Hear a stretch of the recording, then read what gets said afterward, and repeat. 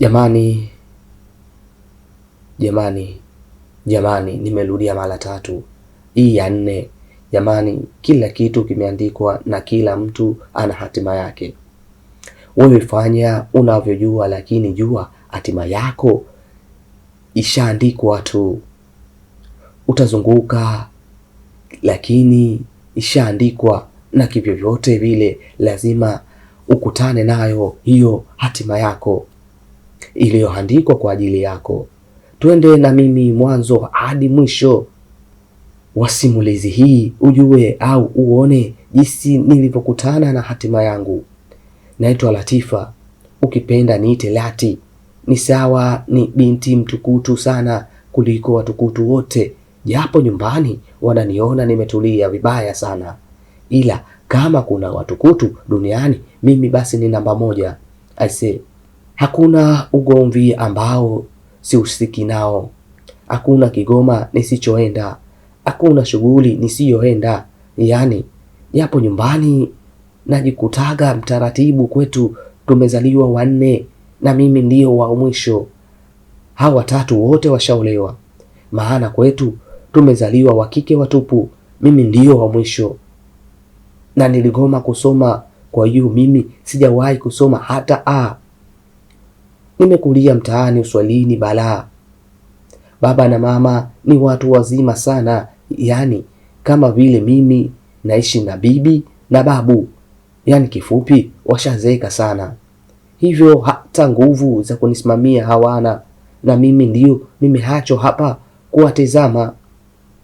Hivyo huwa nashinda dukani kwa mama yangu, maana yeye hawezi kwenda tena, hivyo naendaga mimi. Leo bwana, nipo dukani, akaja shoga yangu anaitwa Nasla, mbea huyo. Pambe yangu, kuna shughuli huko pambe? Vipi tena?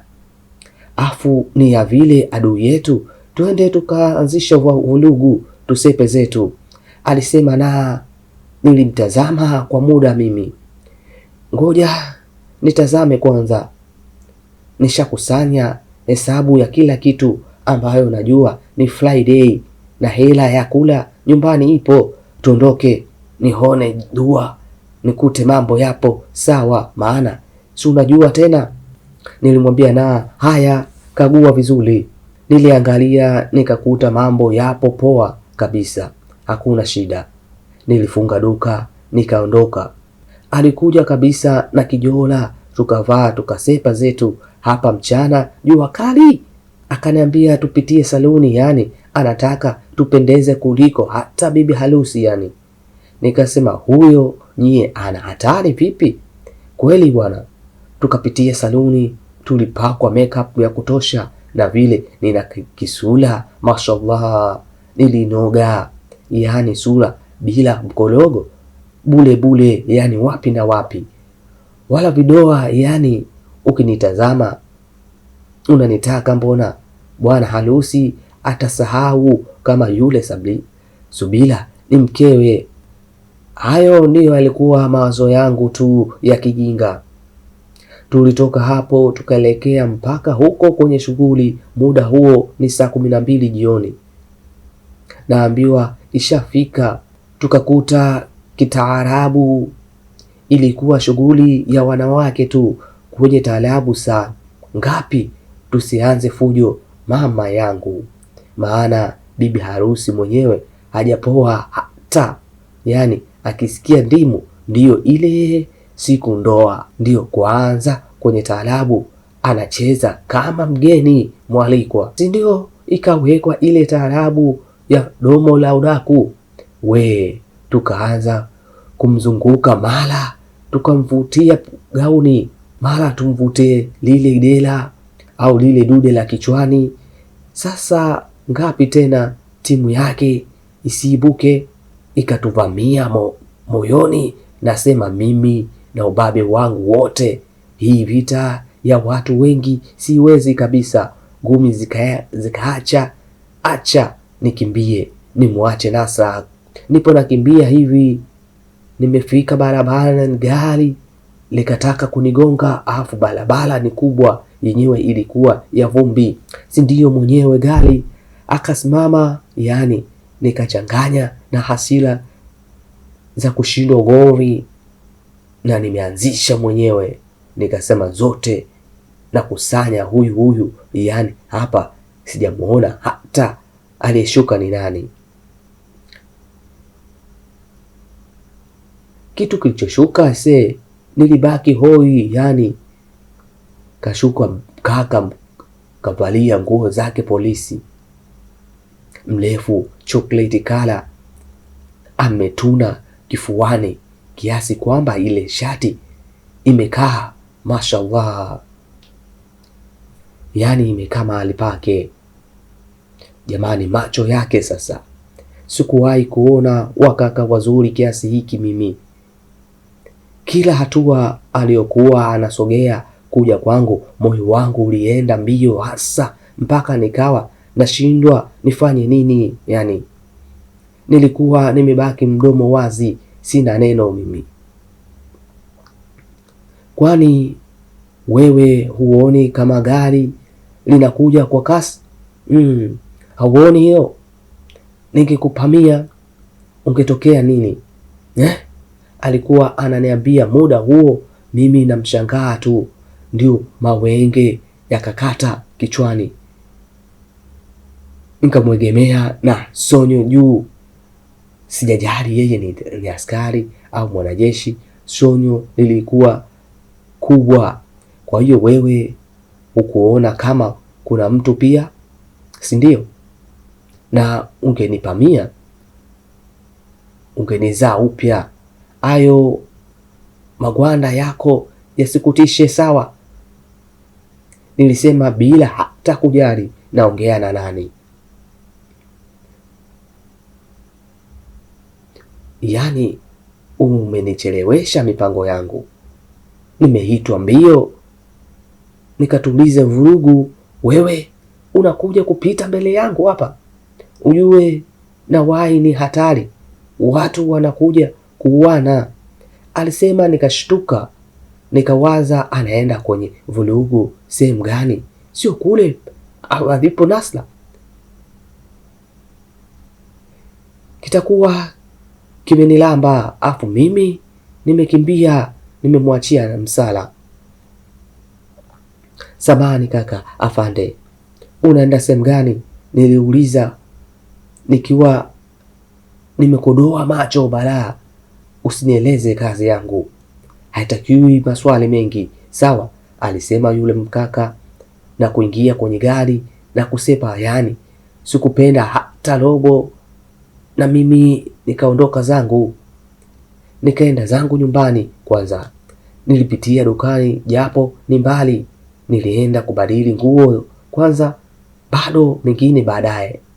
Nilienda nyumbani haraka, nilikutana na mama kashapika tayari, kakaa ukumbini na baba. Shikamoni. Niliwasalimia na kwenda kulala juu ya kochi. Na jinsi nilivyokuwa mvivu sasa, muone vile ulivyo, yani uvivu utakuja kukua wewe binti. Haya, kabadilishe nguo uje ule hauko, alafu wewe sijui nani atakuja kukuoa, maana mbishi na kila kitu yani, alisema mama. Sijasoma ndio ni mvivu? Ndio, ila dukani kwako ndio nakapa pale, na hakuna siku nimekuletea mauzo, sio mama? Mimi sitaki kabisa, usiniseme kwanza, mimi sijaona faida. Haya, hiyo elimu yenu yenyewe, nadhani umenielewa hapo. Nilisema kwa paniki kweli, nilikuwa nishasusa na kususa. Yani mimi kususa ni dakika 2, yani chap kwa nimesusa kila kitu, naacha hapo, hata kula sikula tena. Yani nikaamua kwenda kulala mazima hapo, hata kuoga sijaoga. Na maneno ya kuchambwa na kusemwa vibaya mno, ila sikutaka kuwajali, nishawazoea. Asubuhi ilichukua kwa sauti nzuri za ndege na ule mwanga wa kwanza wa jua jekundu na upenda vipi. Niliamua kuamka, nikafungua dirisha kabisa, nikawa na utazama upinde machoni na upenda sana ule mwangaza sana. Kuna ule na ule wa mwezi na ukubali sana yani. Nilimaliza nikaingia zangu kuoga, nikatoka nipo na pasi nguo yangu, simu yangu ikaita, nikazima switch, nikaenda kupokea, kukuta hivi namba ningeni. Alo, Latifa Shabani, unahitajika kituoni haraka sana, kila bila kuchelewa. Alafu simu ikakatwa. Ile simu ilinishtua vipi hadi nikaanza kutetemeka.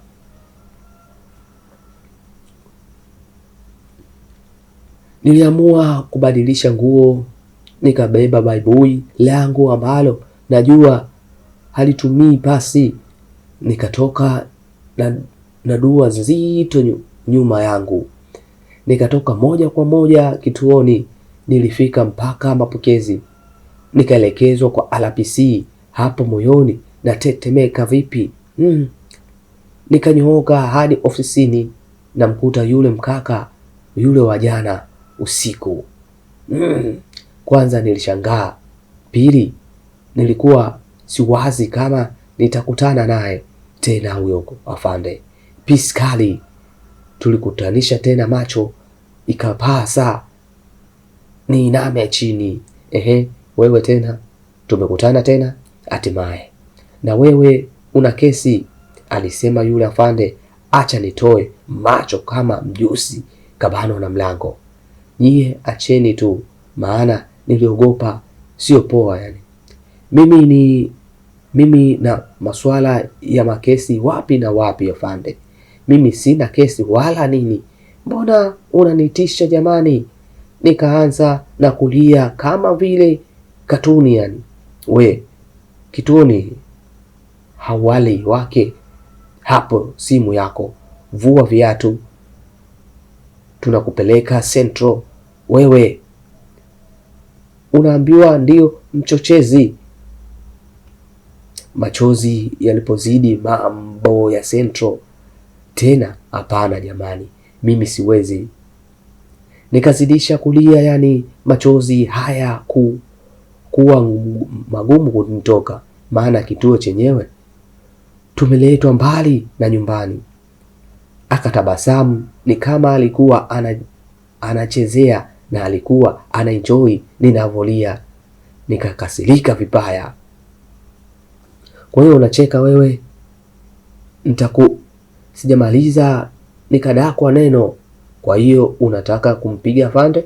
Sasa endelea tu na kutazama, maana makosa yanazidi kuongezeka. Haya, endelea.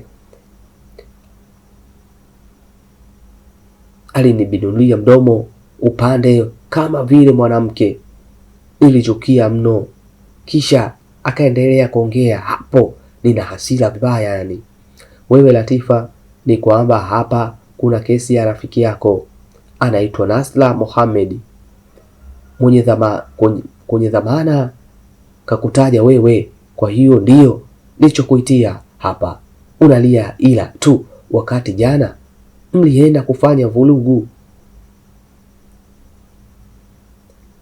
Nimekukaushia tu, ila naelewa kama jana ndio mlienda kufanya vurugu, alisema yule askari. Nilimtizama jicho baya kweli kweli. Haya, hiyo dhamana ni shilingi ngapi? Sio mnanichanganya na dhamana yenyewe ni 20,000 bana. Nikaanza kuongea kawaida, akawa kawaida yangu cha mdomo mimi. Nikasema, nikimwambia huyu afande. Alinitazama akatabasamu tena kwa dharau. Ila huyu afande nyie, wewe mwenyewe ukimuona nadhani utampenda, yani kwa jinsi alivyokuwa mzuri, yani mzuri mpaka na kela. yaani mtoto wa kiume kama mtoto wa kike, lakini samahani, kwa mtoto wa kiume kumfananisha na mtoto wa kike. Jamani, nikakaa mimi na yeye ni pisi kali kwangu, afu hapa anajifanya bandidu. Okay, toa faini 50,000. Nilimtazama, sikuwa nayo, ila nikasema nina pesa za dukani, sitaki kuonekana mdhaifu hata robo, yani nataka nione pambe na mimi yani.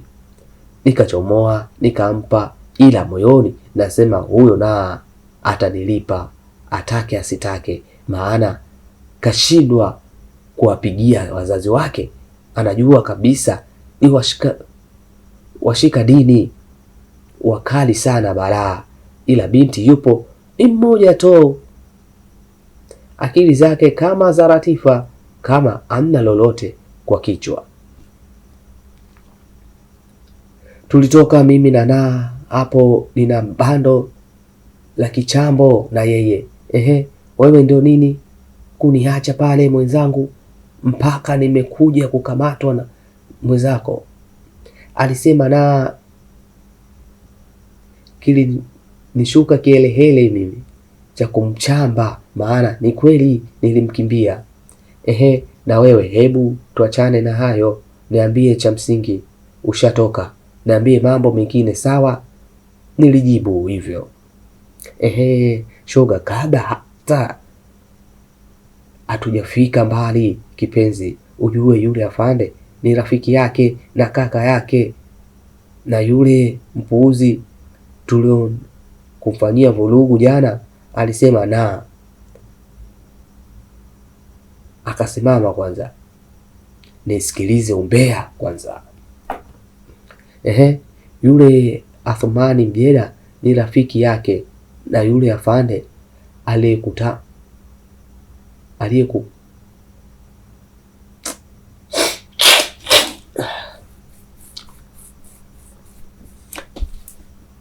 shoga, kabla hata hatujafika mbali kipenzi, ujue yule afande ni rafiki yake na kaka yake na yule mpuzi tulioenda kumfanyia vurugu jana alisema na. Nikasimama kwanza nisikilize umbea kwanza. Yule Athumani Mjeda ni rafiki yake na yule afande aliyekukamata. Niliuliza kwa mshangao, kweli mbona umeshtuka shoga? Aliuliza na wewe, mimi yule mwenzangu aliwahi kukutongoza, umesahau? Tukamchamba, tukamwambia hawezi kuwa na watoto wazuri kama siye. Umesahau kipenzi? Nilimjibu Nasla. Sasa huyu inahusikanaje na afande? Aliuliza Nasla. Kwa hiyo wewe hauoni inahusikanaje wakati unaona kabisa hapo? Ila wewe umesema mimi ambaye hata darasa sijakanyaga naelewa, atatumia kama fimbo, mala atakutishia kuhusu wazazi wako na kila kitu, kwamba wakiambiwa au atawataarifu na kila kitu, mambo yatakuwa makubwa. Hivyo kama hutaki hilo mkubalie. Huoni hivyo? Niliongea, ilikuwa ni moja ya pointi pambe, ila hili jinga na hata alijakubali yani. Tulivyokuwa tunatembea, mara simu ya na iliita, namba ilikuwa ngeni. Kupokea ni hivi, ni Athumani. Akamwambia, kama nilivyokuwa nimekwambia mimi yani, wewe Lati au wewe ni mchawi, kwa hiyo tutafanyaje? Alisema na hilo niache sawa kipenzi, mimi nitaongea na yule afande, namba yake ninayo, kesi ishaisha. Anataka kuleta mambo mapya kama Lijuha anakwaza. Ngoja usijali kipenzi, nilimtuliza tu. Alisema tulipitia dukani alisema atanilipa. Alibadili nguo na kwenda kwao, na mimi nilibakia dukani mpaka muda wa kuondoka ulipofika, maana nilikuwa leo sina sehemu ya kwenda kuliamsha dude. Hata angekuwepo sikuwa na mudi hata. Nilifika nyumbani baada ya kula na kuoga, nikawa nimejilaza kitandani na nilikuwa nishasahau ule mpango wa kuongea na afande Piskali. Mara simu yangu ikaita, sikuangalia ni nani. Nilipokea tu. Halo, aliongea yule mtu wa upande wa pili. Nikashtuka maana sauti ya kiume. Ikabihi nitazame namba kwanza, ilikuwa geni. Nikashtuka kwanza. Ikabidi nikae kwanza maana nilikuwa nimejilaza. Muda nikaangalia ni saa 8. Halo, nani jamani saa hizi? Wengine sisi majambazi ujue. Namba geni, tunaogopa. Yaani hapa tushatoka kwenye kesi, huko bado mnataka tuendelee kukaa kwenye makesi mengine? Hebu mjue kutupumzisha nani kwanza. Yaani nilikuwa naongea hata sielewi naongea na nani au naongea nini. Nikasikia mtu anacheka bwana, nikasikilia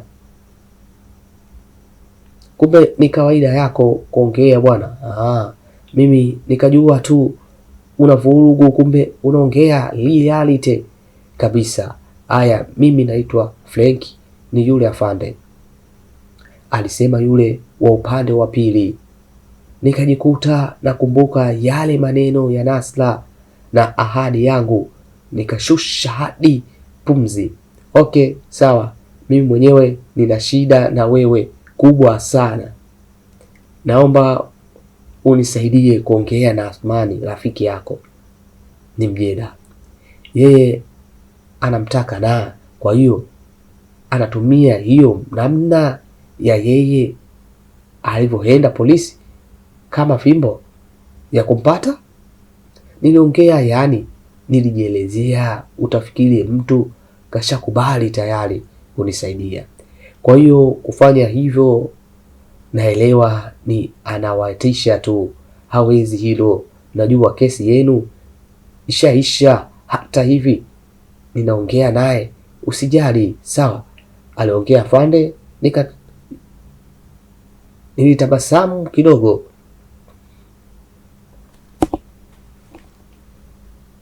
Sawa, asante, usiku mwema. Nikakata simu. Utafikiri nimepiga mimi, yani mara ilipigwa tena. Alikuwa yule yule afande. Jamani, si tumemaliza kuongea? Lakini au bado kuna lingine?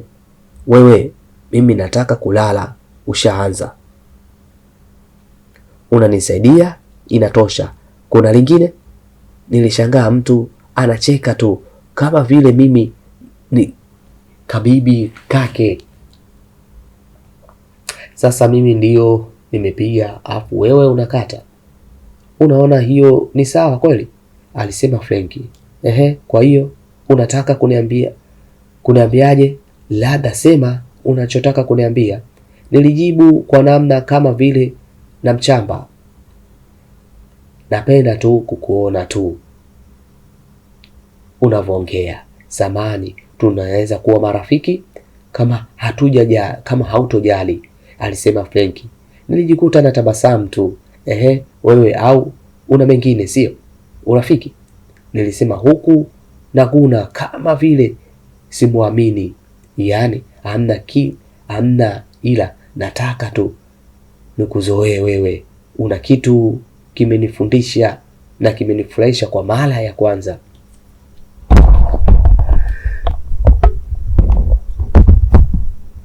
Nimekuona tu.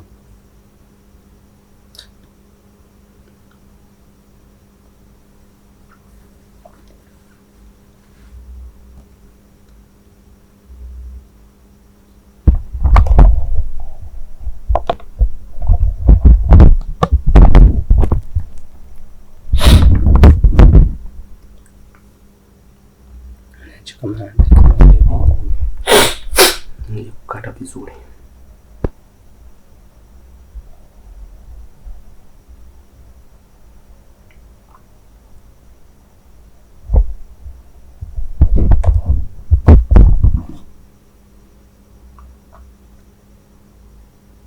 Nimekuona tu nikakiona nikasema yes, that is what I want. Alisema mimi huko sikumuelewa kabisa nini. Mafua.